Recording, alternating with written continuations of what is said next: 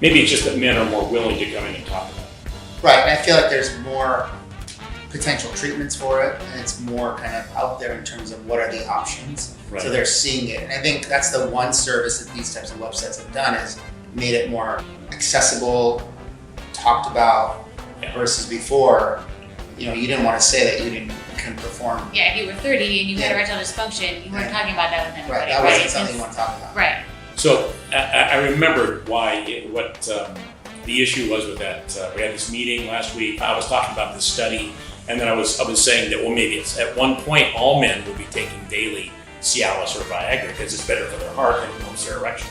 Also helps them urinate better, perhaps. Yes, So, yeah. right. So, What about the metformin? well, just a minute. Oh, but if you're taking Viagra daily, aren't you like really horny all the time and you have an erection constantly?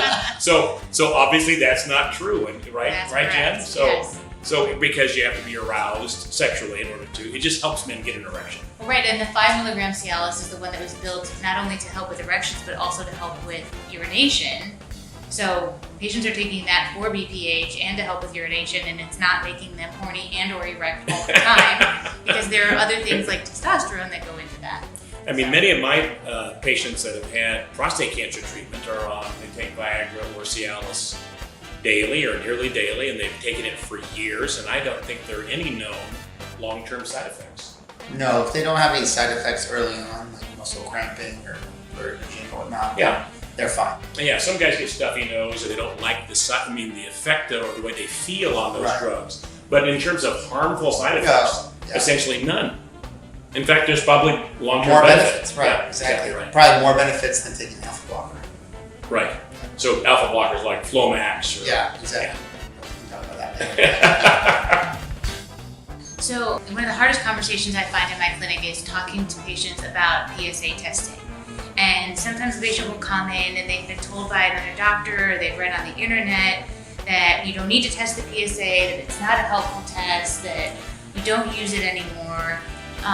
And if it's a patient that, I might be working up blood in the urine, or I might be working up new symptoms of incontinence, and that I think it's a very important test that they should have, they may not want to do it, and trying to explain to them that, the PSA is still a useful test if it's being measured by somebody who knows what the test means, and that the test is not necessarily just based on a number, but based on the level of whether it's going up or whether it's going down. Just by itself, as it used to be, without all of its new refinements, PSA is the best single screening test there is for any one cancer.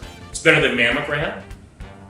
Mammogram gives you about if a woman has a positive mammogram, and I may not have the stats exactly right, but it's somewhere about a 20% chance of having prostate cancer, or having breast cancer.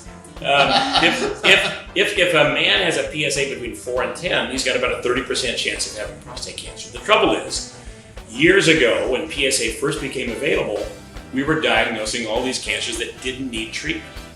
Now we know that, and we know how to better diagnose the cancers that need treatment. And we're also better at treating those cancers, more specifically, like with HIFU and focal therapy, or radical prostatectomy, or different kinds of radiation, or hormone therapy, active surveillance. So anyway, I think the problem is also that all these different societies have different guidelines. Like you look at the American Society for Family Medicine, they have a very different stance on PSA testing or PSA screening than the American Urologists Association does. So I think the confusion itself is not just from the patient perspective, it's also from people in the primary care world where they're supposed to be doing the screenings. Even simple things like checking for blood in the urine, family physicians are told not to do anymore.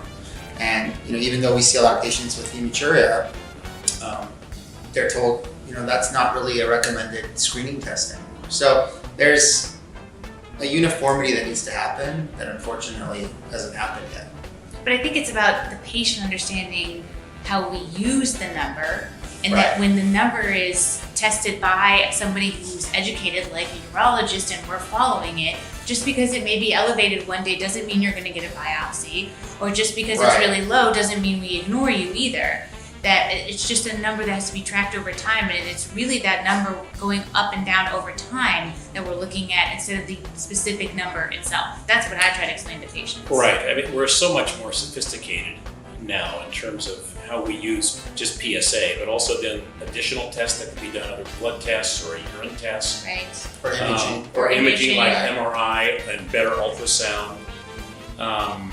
Even, it's often said that older men over the age of 75 shouldn't have a PSA because they will never, because the cancer will not kill them. They'll die of something else before they even die from prostate cancer. But even in a gentleman that's not that healthy, that's older, I want to know if he's got prostate cancer or not, because if he has difficulty urinating, right, I will treat that differently if I know he has prostate cancer.